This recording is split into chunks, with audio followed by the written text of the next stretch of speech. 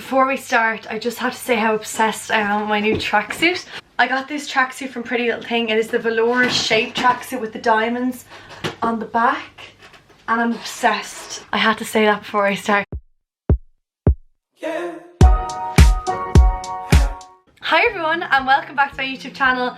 This week, as per usual, I had an idea for this week's video. I put it on my Instagram and everything, and as soon as I sat down to film, I decided I wanted to film a different video.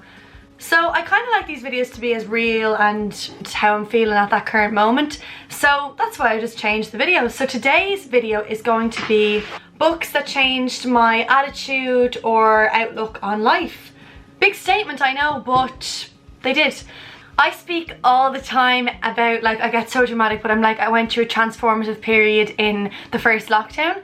But like, it's so true, but I'm obviously so dramatic. But books were a huge part in actually going through that. I learned so much from books, and I do actually believe that books kind of shaped my whole little internal globe that I've had in these lockdowns. I wasn't mad into books before the first lockdown, but I got my first self-help book just before the first lockdown, and then since then I just got into them. I have filmed a video quite similar to this a few months back, but I feel like my attitude and my mindset is very different, and obviously there's more people watching my videos now, and I took that one down, the other one, because I wasn't happy with it, so I'm just refilming kind of a similar enough video, but not the exact same. I'm going to be giving you my top 6 books that have transformed my outlook or my attitude towards life, towards relationships, and they're towards a few different things. The books, I'm going to be saying to you what they're overall about and who I'd recommend them for first. So for example, someone going through X, Y and Z, or you know, who I'd recommend getting the books for. Obviously, if anyone is ever to ask me for book recommendations, these are probably the list I'm going to recommend to them.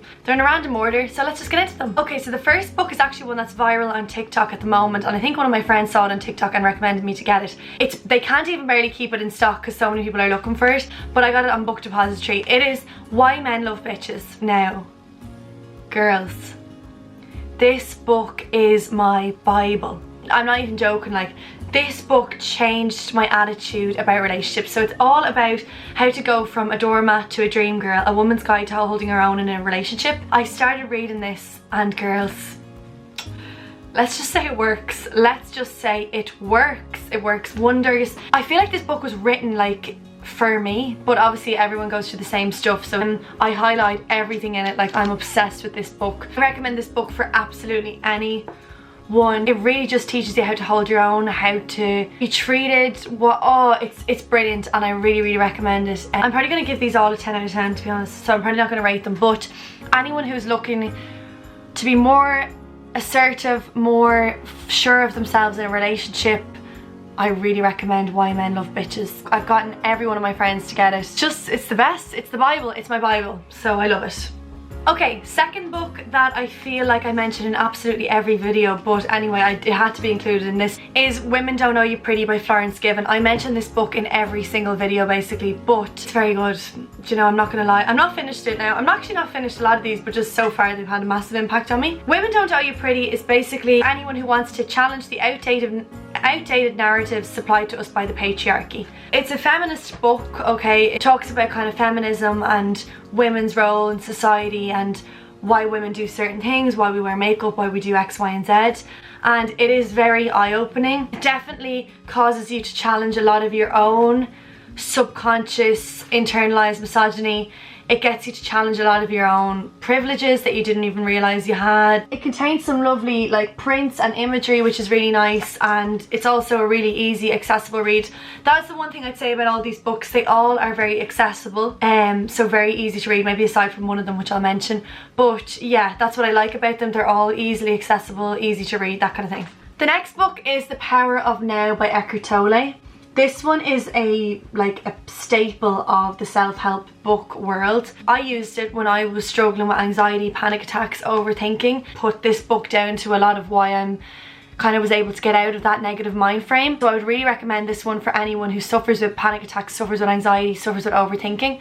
It kind of challenges if your brain, your ego can overrule your conscious thought a lot of the time and make you think things that aren't true.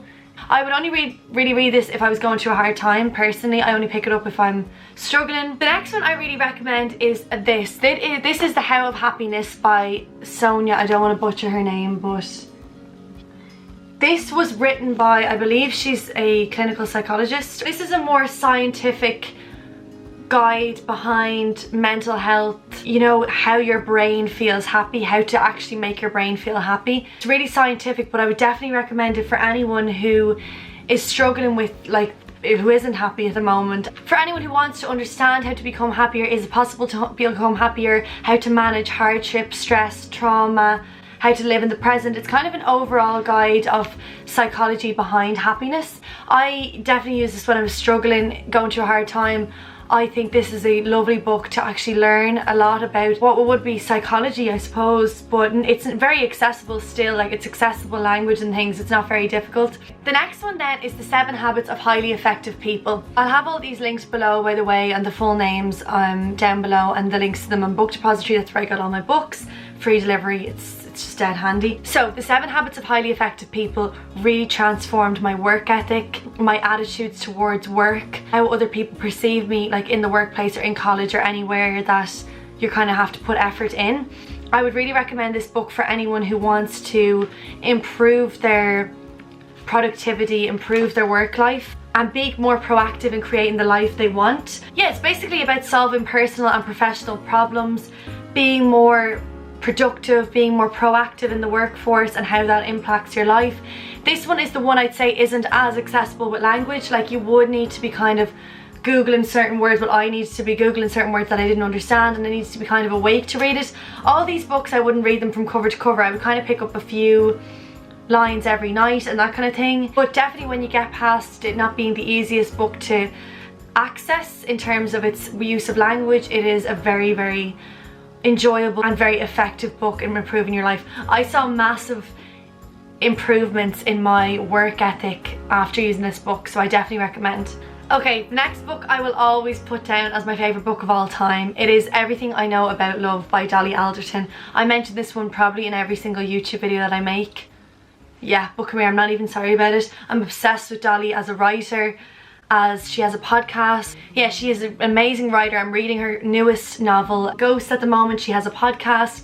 I'm just obsessed with her. This book is a autobiography. It's all about her life, but the way it's written is just amazing. I would recommend this for anyone who's kind of in their late teens, early 20s, who just wants to get a glimpse into what relationships are like in the future. I feel like she's like a big sister writing this and giving you so much advice about how to manage relationships and manage heartbreak and this kind of thing. It's just always going to be a 10 out of 10 for me.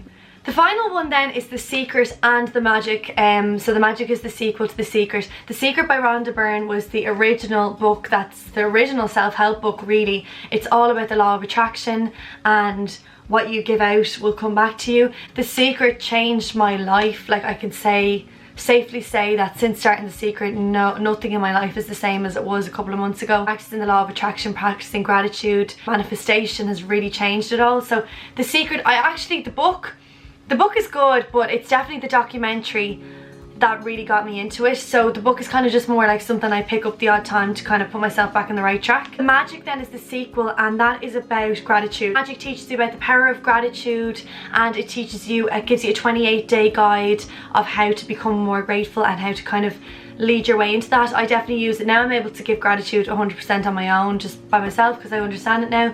But yeah, definitely recommend The Magic as well, but The Secret would be the one obviously I'd go to first. Okay, so my last few videos have been very long, so I decided to make this one a little bit shorter, a little bit sweeter. So I want to thank you so much for your continued support on my YouTube. If you aren't already subscribed, please do. It means the absolute world. I have new videos every Tuesday at 6 o'clock.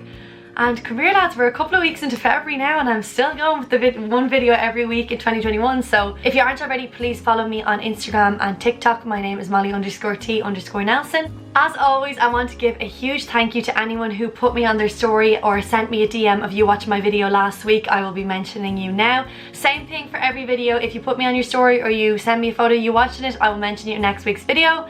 So this week I want to say a huge thank you to Angie for watching my video. A huge thank you to Kira, Ellen, Lauren and Emmy as well. And then a massive thank you to Sarah Jane and Ava. I appreciate every single person who clicks on these videos. It means the absolute world. I love making them and I'm glad you're enjoying them. As always, always, if you have any ideas for videos, leave them in the comments below or DM them to me on Instagram. And I hope you all are looking after each other and staying safe in these hard times and keeping the positive outlook. And I will see you in next week's video. Bye!